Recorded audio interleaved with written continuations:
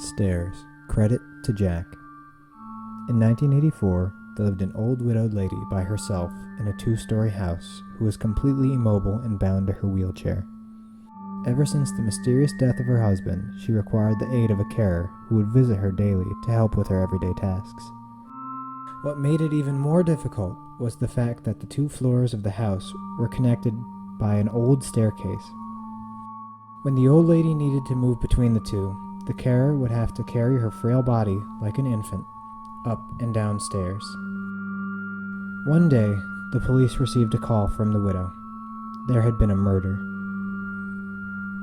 Since police units were scarce at the time, the murderer had already fled the scene. Only one detective was sent out to conduct the initial crime scene report. He arrived to see the carer's body splayed out on the floor, with her vocal cords ripped out in a pool of blood on the first level of the house.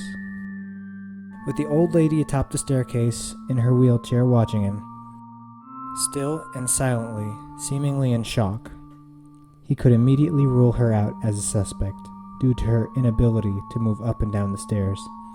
And because she was trapped up there the time the murder took place, it was similar to the death of her husband many years ago, who had suffocated in his sleep on the couch downstairs.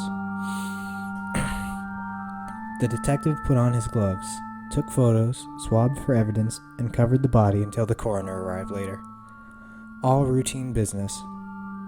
He scoped the house downstairs for any clues, then asked the old lady if he could look upstairs. She insisted that she was upstairs the whole time and no one apart from her had been up there that day. But regardless of this, the detective ascended the staircase, to which she hesitantly moved aside. Beyond the staircase, there was a narrow corridor, with 3 closed doors along it.